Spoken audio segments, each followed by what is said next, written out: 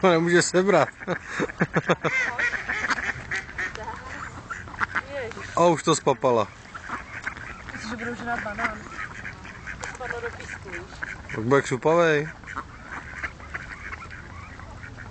Víď, Miško. Že jo, byl křupavej banánek.